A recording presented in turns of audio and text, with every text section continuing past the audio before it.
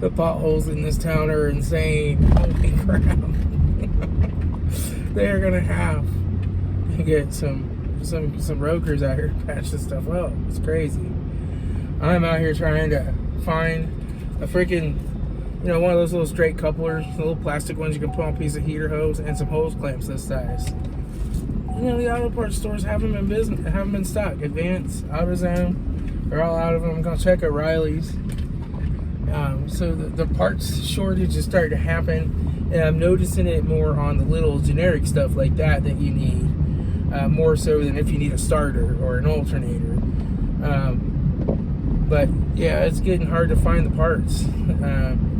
Just the little junky stuff that you need, connectors and stuff like that, which is usually what I run to AutoZone for.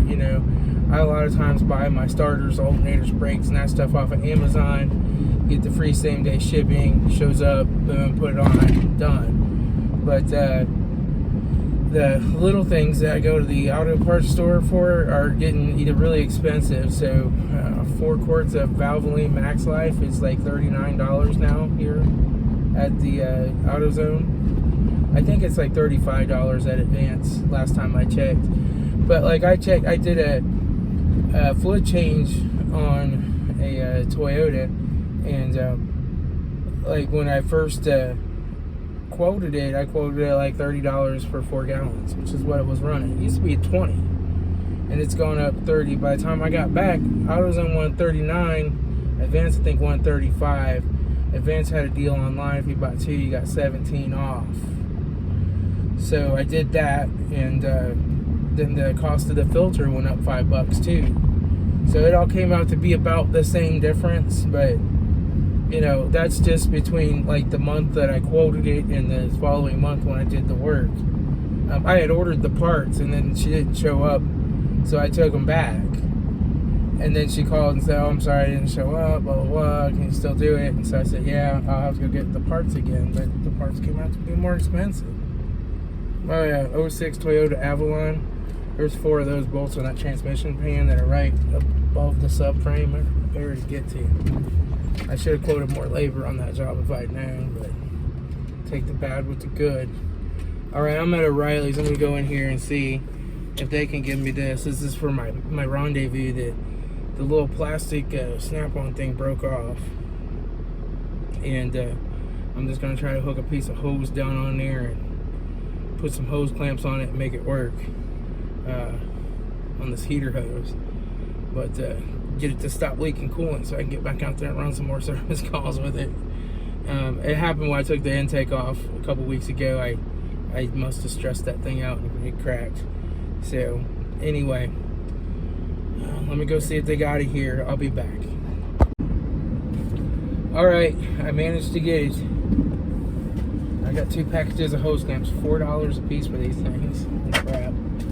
And I got the coupler, the Dorman coupler. So now I can go, and I'm cutting off that factory connection, and I got a piece of this like pre-molded hose for something or another that I had in my toolbox.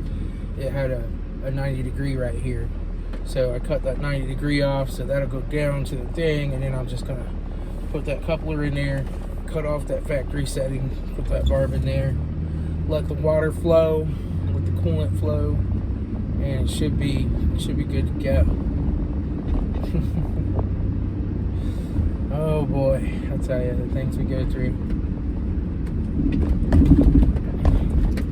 But I mean, she wasn't leaking real bad yet, but the actual plastic part was cracked, so it wasn't just like an O-ring. So once that cracks and it starts dripping, it's not very long before it just fails and like it failed catastrophically. So, and it was like smoking and steaming. It's really weird because I did the intake on it, and I had that all apart, put it all back together. I drove it for a couple days, no steam, no nothing, and then it decided to crack. I think it just, they get old and they get brittle, and you mess with something, and next thing you know, you got a leak. That's why I hate like plastic parts on cars, but that's what they do these days for the weight reduction. And you know, probably cheaper to manufacture it too. Hi, Wilson. There's Wilson dog. All right, I'm gonna get out here and get to work on this. But just, are you guys noticing like the simple stuff? You just can't get it. You just can't find it anywhere. Like the little hose clamps, adapters, vacuum hose, fuel line, stuff like that's getting hard to come by. It's probably only going to get harder, I'll tell you. Anyway, I'll talk to y'all later. It's time for Frugal Prepper. So here's the part that broke off right there. That went on there, went into this speed clip kind of thing. It went on this pipe down here where I have this piece of hose at now. If you can see back in here where I have this piece of hose right here. Goes down on a pipe right there. I gotta put some hose clamps down on that. Put that around the pipe. And then I gotta patch that in to that other piece of hose right there with the coupler. And then hopefully this one's still good. I can just clip it back on for now. But yeah, you all gotta work back in this little area back in here to get to these things. It kind of sucks, but anyway, we'll get it on there and get the coolant flowing again.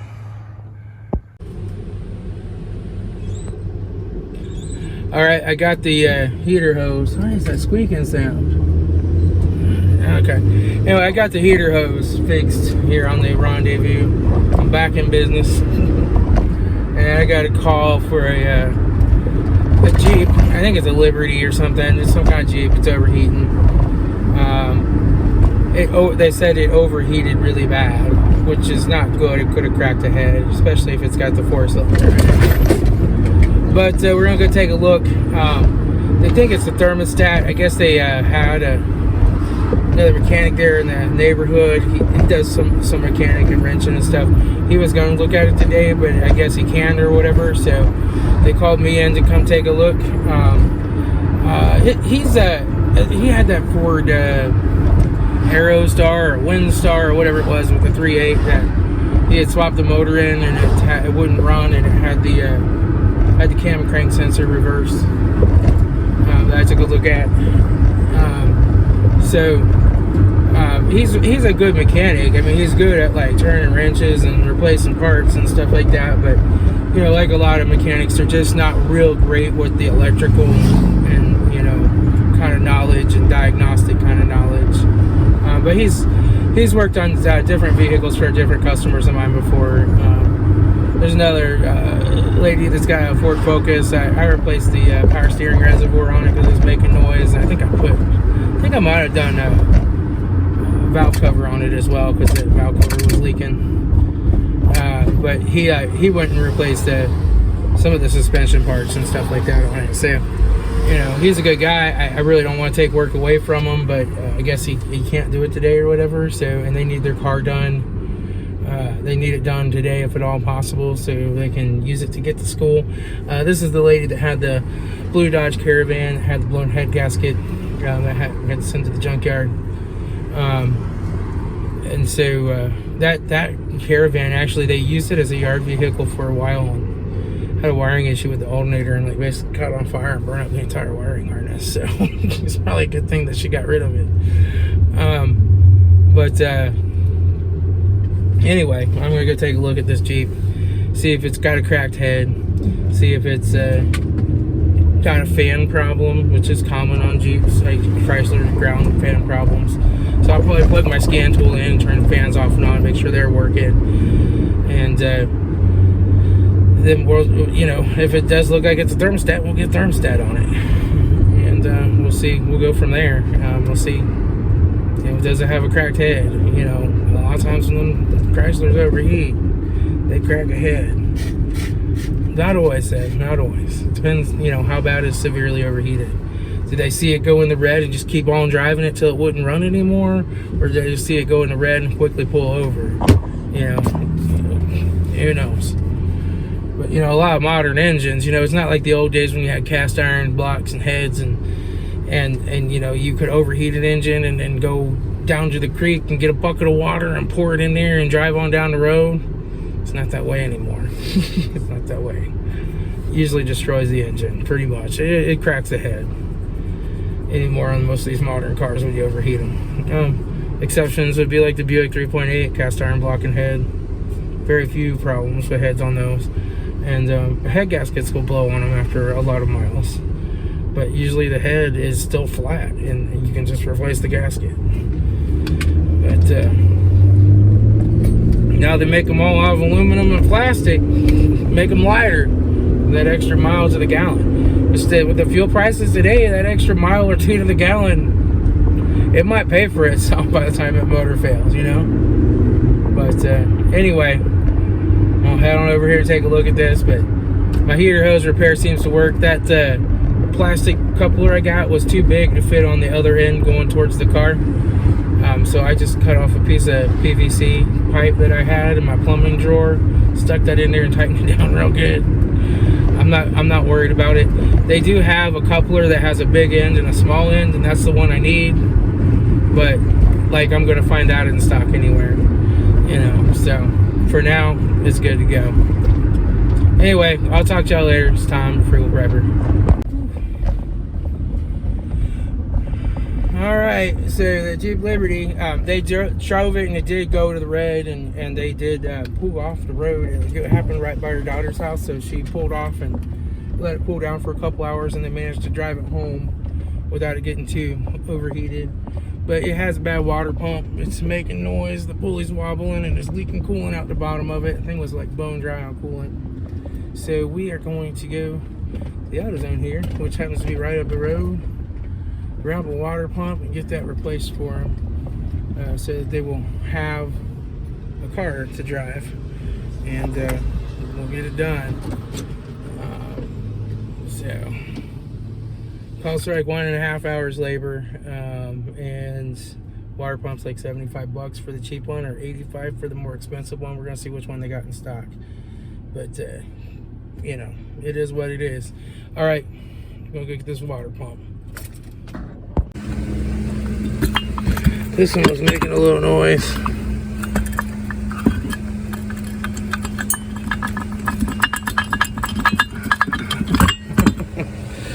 And the seal, the rubber seal here is completely dried out too. That was leaking.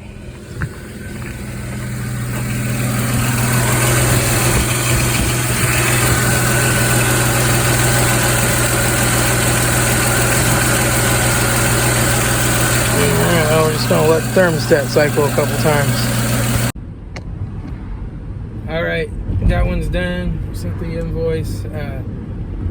I let her run for a little while, kicked the fan off and on a few times. She's running great, she's not overheating,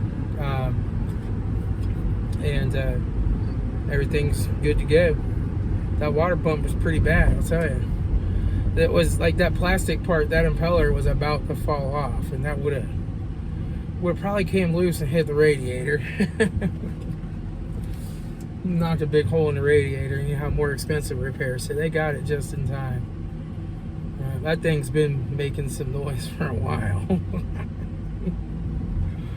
Wow. But it worked out. I mean, I had the time to do it, and I could use the money, and she needed her car fixed tonight on a Sunday night, you know, and so she has it for Monday for her daughter to get to school and stuff, and I was able to get them back up and going, and that's all that matters. It's got a couple codes in it. It's got a couple Cadillac converter efficiency codes. It's got a wheel speed sensor.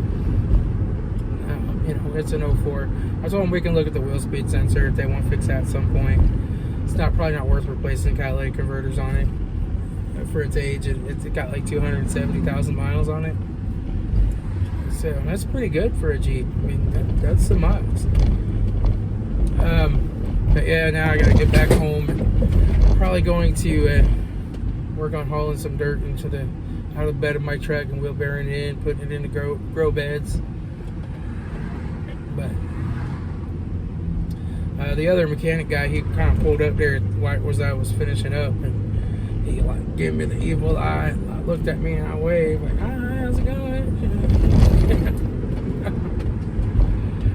I don't know. I guess maybe he wanted to do that job, but if you're not going to get it done when the customer wants it done, you can't blame them for calling somebody else. And I hate to take work away from somebody else that needs it. But at the same time, the customer asked me to do it. And it's up to the customer who works on their car. So, you know, I guess it waited around on him all day. Wasn't that he said he didn't have time to do it. I think he just didn't get back with her. So, and she needed it done. So I was able to get that done. All right. That's all. I need to start bringing my one of my other cameras along with me so I can kind of film some of these things. But I usually just want to get them done and get moving on, especially on weekend. Time away from the family. Anyway, I'll talk to y'all later. It's time, Frugal Prepper.